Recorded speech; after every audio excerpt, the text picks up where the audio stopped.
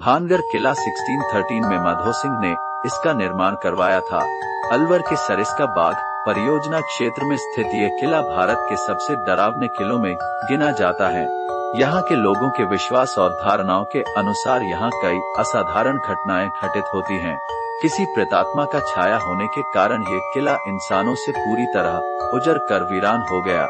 भारतीय पुरातन विभाग ने यहाँ आने वाले पर्यटकों के लिए बोर्ड लगाकर स्पष्ट चेतावनी दी गई है कि किले में रात के बाद ठहरने की मनाही है। यदि कोई इस चेतावनी को एवॉइड करता है तो उसकी सुरक्षा की गारंटी स्वयं की होगी। 17वीं सदी में भानगढ़ एक आबाद एवं खुशहाल किला हुआ करता था। इसके निर्माता माधो सिंह मुगल सम्राट अकबर की सेना में जनरल हुआ करते थे।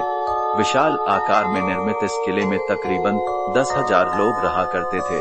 किले में प्रवेश के 5 द्वार बने हुए हैं। ये किला मुगलों की छत्रछाया में ही रहा।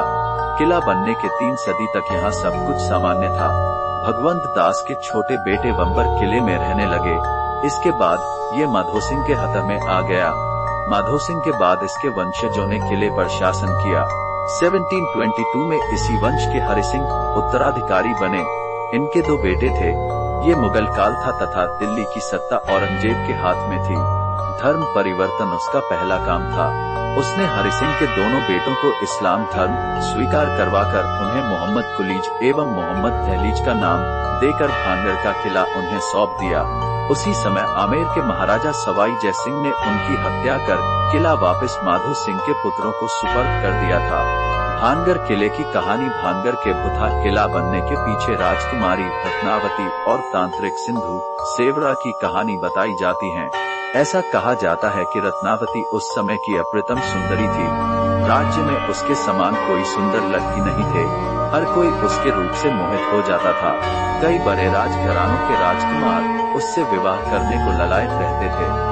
एक दिन रत्नावती अपनी कुछ सहेलियों के साथ किले में स्थित त्रिपोलिया बाजार में गई तथा एक इत्र की दुकान पर ठहरी। उसने एक सुगंधित इत्र की शीशी को उठाया और सुगंध लेने लगी। उसी समय वह तांत्रिक दूत खड़ा रत्नावती को देख रहा था। उसने देखते ही राजकुमारी को पाने की तमन्ना जग गई। वह काले जादू की कला में माहिर था। उसने राजकुमारी को पाने के लिए उसने उस शीशी पर अपना जादू चला दिया। पास ही खड़े उनके किसी पहरेदार को इस वाकया की जानकारी हो गई तो उसने रत्नावती को बता दिया। रत्नावती ने इतना सुनते ही उस इत्र की शीशी को पास ही पत्थर पर पटककर फोड़ दिया।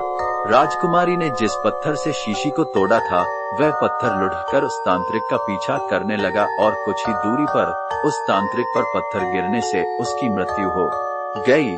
मरते वक्त उसने इस किले को श्राप दिया कि जल्द ही तुम सब मारे जाओगे तथा तुम्हारी आत्माएं इसी किले में भटकती रहेगी।